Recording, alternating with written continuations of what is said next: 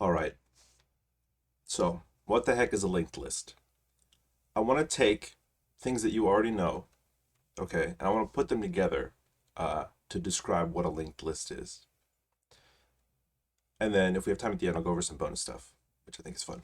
Okay, so we're on Geeks for Geeks. I've never used Geeks for Geeks before. A linked list is a linear data structure in which the elements are not stored at contiguous memory locations. Not stored at contiguous memory locations, unlike an array. Those are all stored at contiguous, like adjacent memory locations. The elements in a linked list are linked using pointers as shown in the image below. So we see this. It has the data, and it has the pointer to the next thing. Okay. And then this thing has some data and a pointer to the next thing. And this one points at null. Okay. Okay. Okay. What the hell is a pointer? That's a great question. JavaScript does not have pointers that you can see. So in order to figure out what a pointer is, we're going to look at some C++. So I have some C++ files here. We're going to go to the pointer example. All right. So I'm going to comment some stuff out. This is just a C++ file. Even though it's a different language and a lower level language, you should be able to kind of figure what's going on. So include is like a require. IOStream lets us talk to the console using namespace std. I think this is like the standard library. If I don't do using namespace std, I have to write cout like std cout. Namespaces are a lower level concept. Int main. All functions in C++ have to declare what data type they will be returning. Not as high level as JavaScript, where you don't have to do that. It's also like statically typed, so you have to tell the compiler in advance what your data type is going to be. So in this case, I'm going to declare a variable. It's of data type int. There's like double, bool, string. Double is a float. Pretty straightforward. If you don't put semicolons, it will get very mad at you. So what am I doing here? I'm initializing a variable a. I'm giving it the value of 5, initializing or declaring. I never remember which one's which. And then cout is like console.log, except it doesn't do a new line automatically. So, and then this is basically string concatenation, basically, more or less. Anyway, so what am I doing here? I'm going to print out this label A. I'm going to print out the value of A. And then, you know what this is? This is the address of operator. So it's literally going to print out the value of A and also the address of A. So let's try that. So we're going to have to compile it. We'll give it the file name pointers, and we're compiling pointer example. Okay, well, let's just see if it works. /pointers. Hello world. A, look at that, a memory address. Now we don't call it an address, we call it a reference. This is a reference. It's not a pointer. This is the reference. It's the address. Reference, address, those are the same thing. So this is a hex number, right? This is a hex number. Let's talk about, whoops, that's Spotify. Let's talk about what memory looks like. So this should be a little vaguely familiar to you. This is a memory address. Now this is from someone's like C# Visual Studio memory window. So in a language like C# or C++, we could use Visual Studio to actually examine the memory when it runs, because it's lower level and we really mean it. So this is a hex number. These are bytes. Let me remind you of something else, okay, that you already know. Why are there 2 hex characters per byte? Well, every hex character can represent 4 binary characters, okay? And there's 8 bits in a byte. And a bit is a 1 or a 0. That is the fundamental thing of a computer. A 1 or a 0, your spot of memory is either on or it's off. 2 hex characters for every 4. That means, 1 hex character for every 4. 2 hex characters for every 8. So each of these is 1 byte. And I want to show you these bytes are individually addressed. So 8 is this one. 9, A, B, C, D, E, F, 0. And we tick up on the next one. 0, 1, 2, 3, 4, 5, 6, 7, 8. These each byte is individually addressed. That's the resolution of the addresses of memory. Every byte has its individual address. When variables and things take up multiple addresses, the address is just where it starts. So, two bytes, or sorry, 1 byte can hold up to FF, which we know is 255. In JavaScript, all primitives take up 8 bytes, and that means the biggest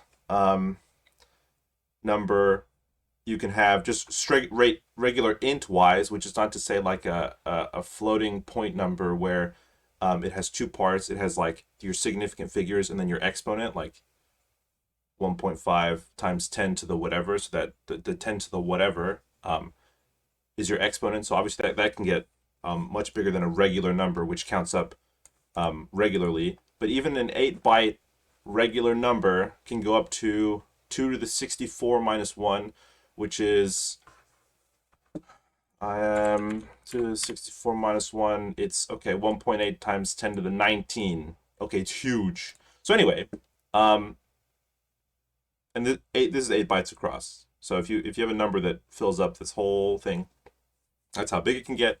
Anyway, these are memory addresses. These are bytes in memory.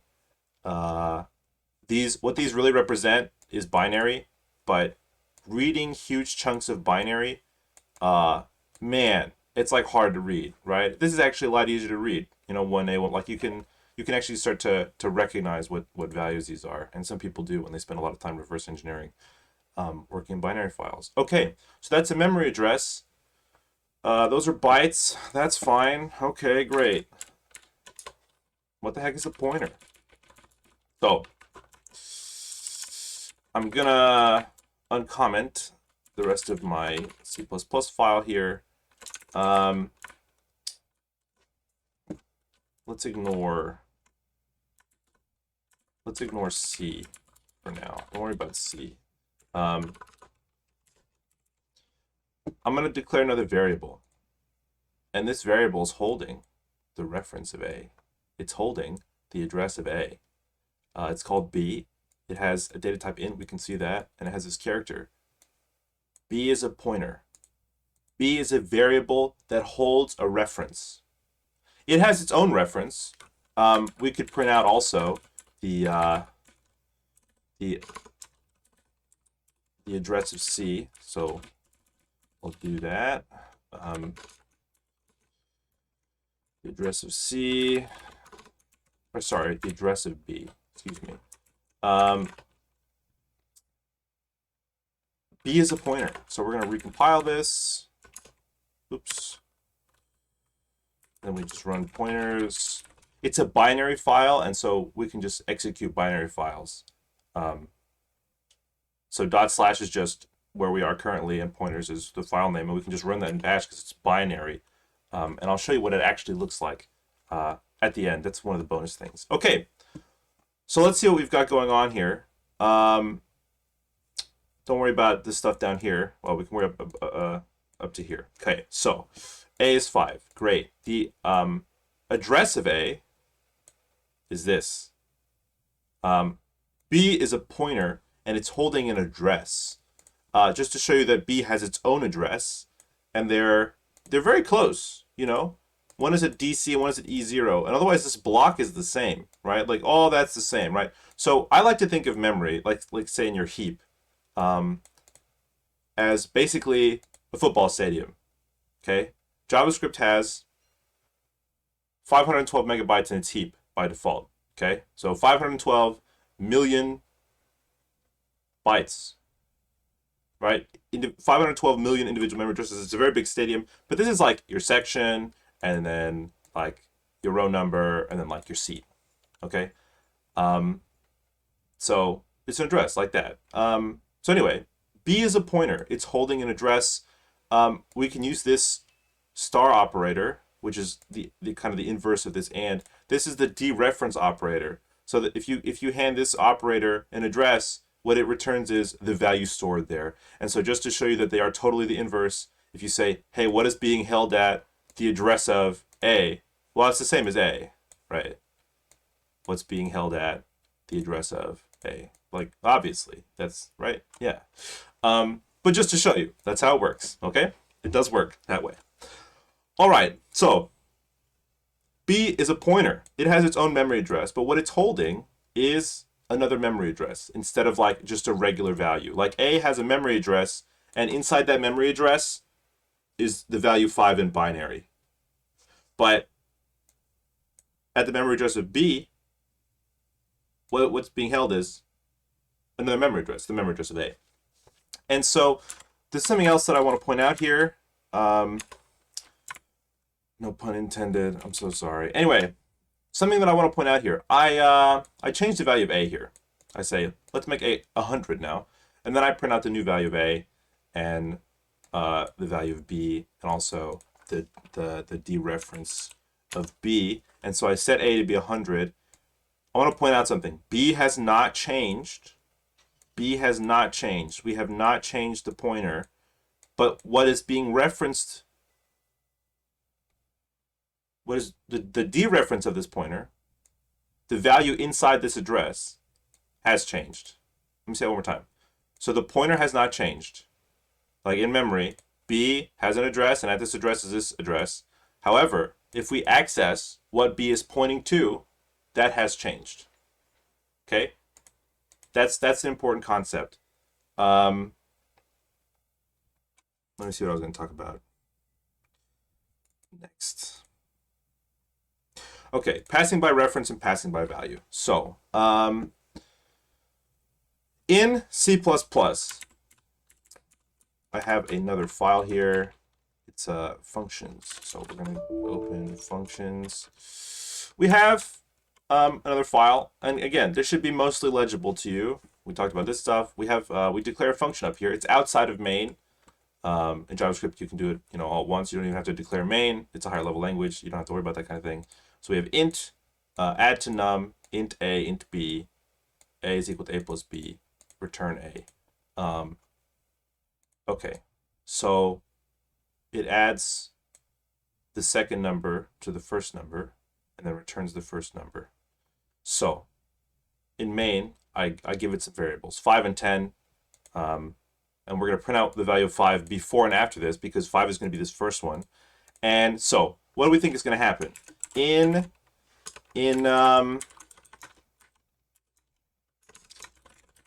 JavaScript, what happens? The value of A doesn't change. This makes like a new local variable, and it doesn't change. So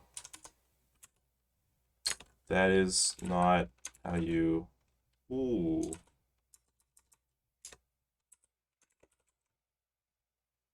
Okay, I don't know what I did. Let's just slow down here.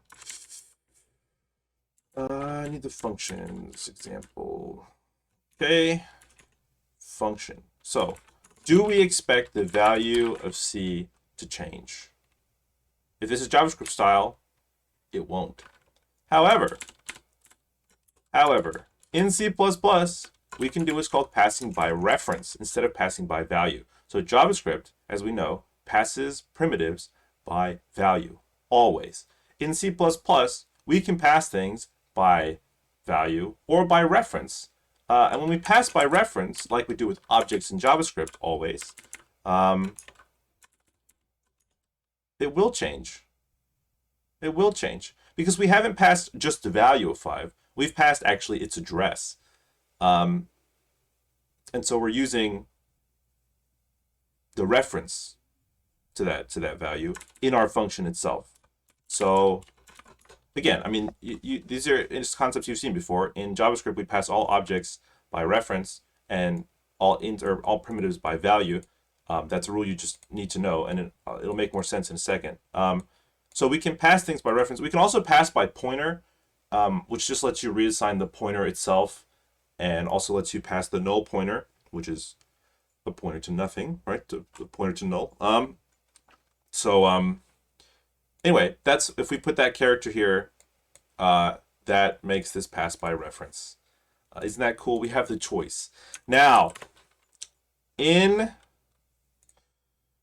JavaScript, we do not have any such choice.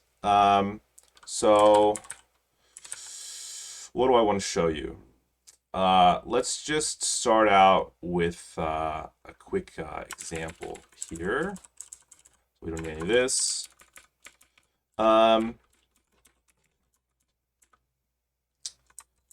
Then, we have some functions. I'm just going to comment this stuff out. Maybe I'll talk you through it. So let's go back to the top. Okay. So we already know. Here's an example of that function. We'll get down to that though. But we already know what's going to happen here, right? We have a function in JavaScript, add to num, same function that we had before, just without a return statement because it's not required. It is required in C++. A is equal to a plus b. So we're taking this and, we give it 2 and 3. Do we expect them to change? No, it doesn't. Okay, it doesn't. But let's talk about objects. Okay, and don't worry. The question is, where's the pointer? Okay, the question is, where's the pointer? So I make an object, right? Remember, in JavaScript, as far as primitives go, what are the primitives? Anything that's not an object? String, number, big int, boolean, undefined, symbol, and null. One more time. String. Now, string is kind of a special case. I'll talk about that at the end, maybe, if I remember. Write that down. String. Number, big int, boolean, undefined, symbol, and null. That's actually not that many data types, right? Number, big int, boolean, undefined, symbol, and null. Anything else is an object. Objects are stored in the heap. Objects are stored in the heap. Primitives are stored in the stack. The stack has its own memory. That may not have been explained to you. The stack has its own memory. And when we have a stack overflow, it's actually not the number of frames. I don't know if you've had a couple different stack overflows. You may have noticed that they overflowed at different numbers of frames.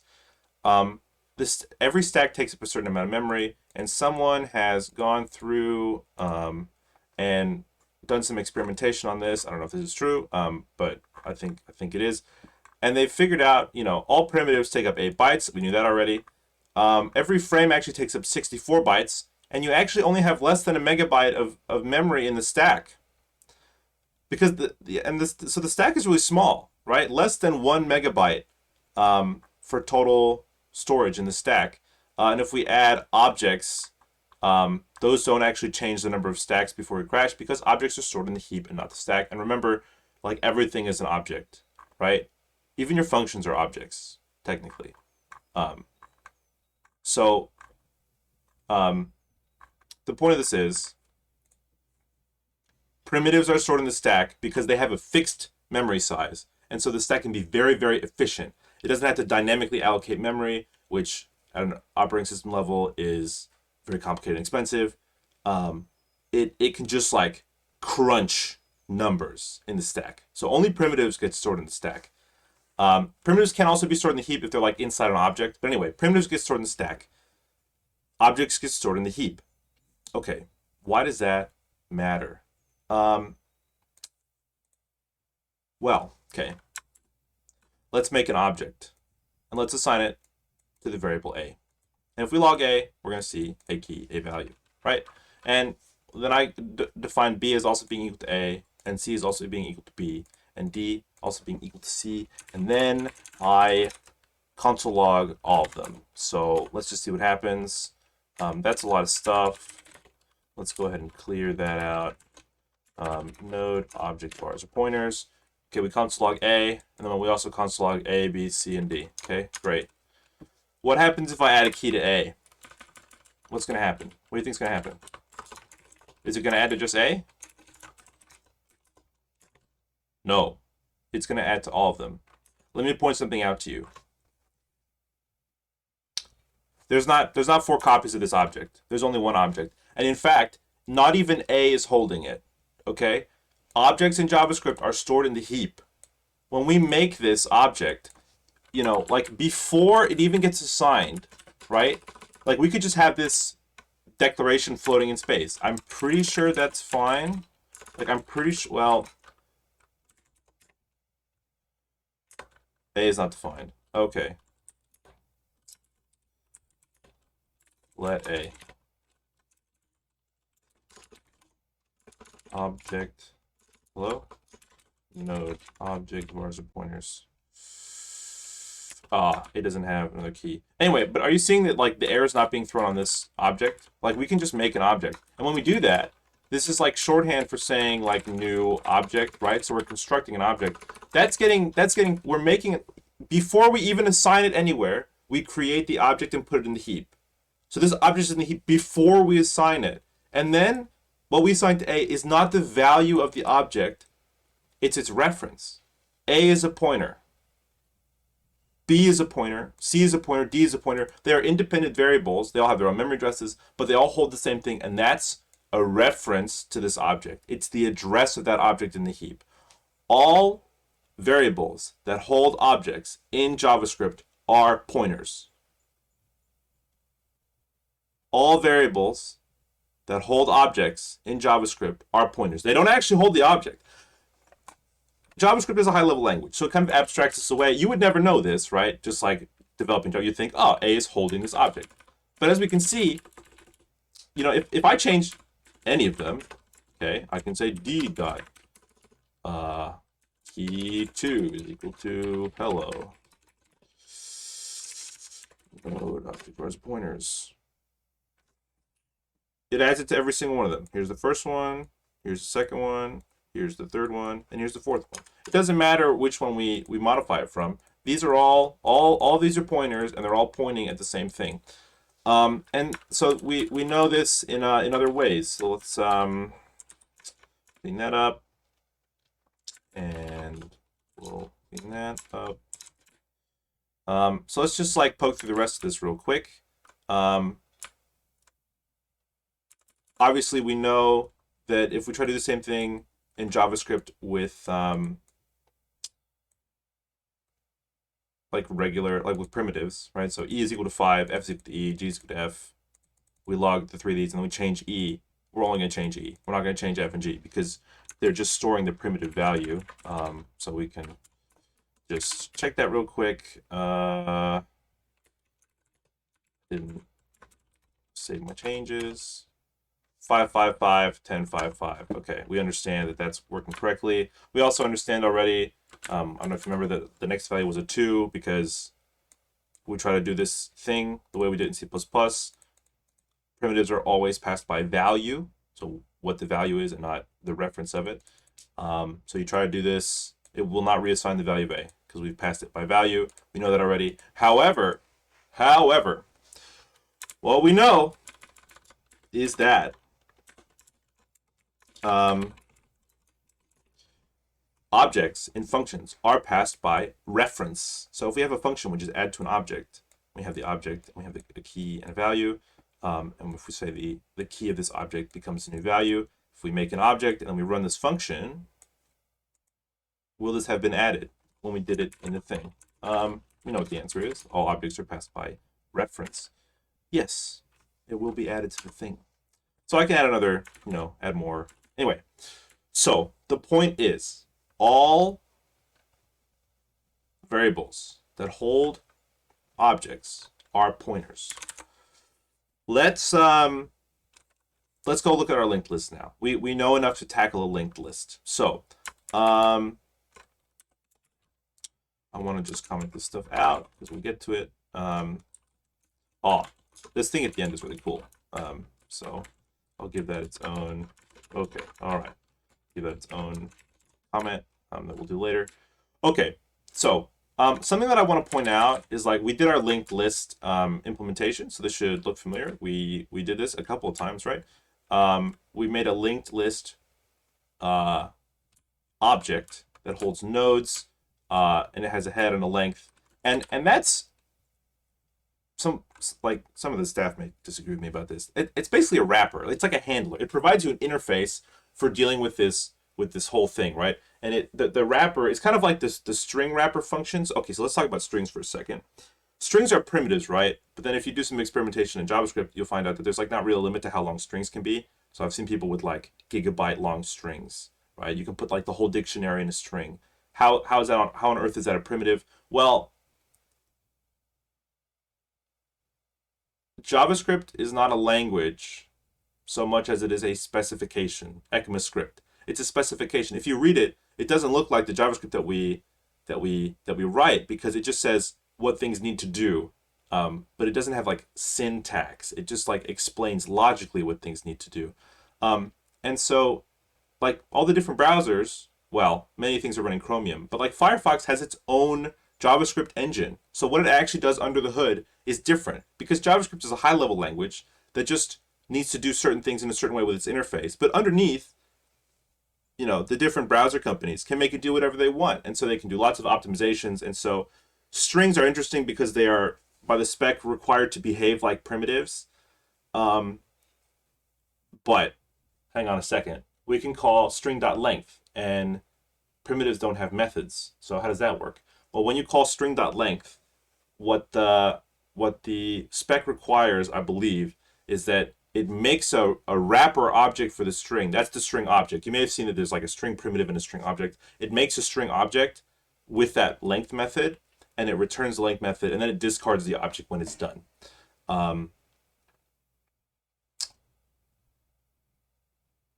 I don't remember. Oh, okay. This like linked list object is kind of like a wrapper for the node, like, because working with the nodes by themselves and keeping track of the head yourself is like annoying. So this linked list wrapper gives us like, oh, a handy dandy length. So that's just one way of looking at it. I don't know if Brad would say that would describe it that way, but that's one way you can think about it. So what I've done here is I've taken just our linked list nodes, because I'm going to do it myself. I'm going to do it manually. I've turned off my targeting computer, etc., etc. We're going to make a node. I'm going to make another node. Let's ignore that. Let's pretend I didn't do that. Let's pretend I didn't use that var word. Okay, so we're going to make two nodes, and we're going to print them. Sound good? We'll get there. We'll get there. I promise. I promise. Okay, we have two linked list nodes. They're named. That's cool. This tells you what class, what instance they're. Okay, whatever. Class. They have a value and a next. Cool. And this has a value and a next. Great. I want to establish something for you real quick. Every time we make a linked list node, these are just in the heap, right? We remember objects are in the heap. And this is like unordered, like they're just like somewhere. I don't know if it's random, I'm sure this is super optimized. Like, one interesting thing that I think it's called string interning. If you have one string and you have another variable that's the same string, they actually point to the same place in memory, because the JavaScript engine is like, I don't need to store that twice. That's just like an optimization under the hood that happens, which is kind of interesting in my opinion. Anyway, we make an object. It gets put somewhere in the stack, or somewhere in the heap, not the stack. We make another object. It gets put somewhere in the stack. We print them. They print fine. Great. Let's say node a.next is equal to node b. I want to point. Okay. Console.log node a. I want to explain what's going on here when we see this. Okay. So we print these two things first. They look independent. There are two different places in memory. Now we print the a again. And now it has linked list node B inside of it. Here's my question. Did linked list node B get moved inside linked list node A? Did it get moved to be nested? The answer is no, it did not. Linked list node B has not moved. Node B has not moved. It got made somewhere in memory. And in spite of the fact that it's showing up here nested like this, it hasn't been moved. Next is a pointer. However, JavaScript does not. It is not possible. Well, it is not supposed to be possible to get the memory value, a memory address anywhere in JavaScript. That's for security reasons. If you can start to pull memory addresses, you can start to see how your system, you can start to characterize your system. And then if you break out of like the bounds of that, you can start to read and write to arbitrary memory addresses. And then basically, this is JavaScript. It runs in every browser. And if you have this kind of a problem, then people can just steal information off your computer or make your computer do whatever. That's a problem. So anyway, JavaScript does not, and is not supposed to, expose any memory addresses. So it doesn't just say like, the address of this, like it would in C++. It just like prints out what's at this address, but we have to be very clear. Linked list node A and linked list node B are at two totally different memory addresses. And next is a pointer because it's holding an object. Next is a pointer. And so, if we add another one, let node C equal new linked list node, new head. I shouldn't do that because it doesn't necessarily have to be that. Okay, and then if we say node C dot next, I can actually, I like putting it in my constructor. So I can just do node A, right? And then I can console.log node C.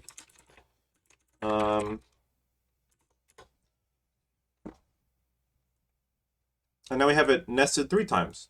But again, let me point out, node C gets made.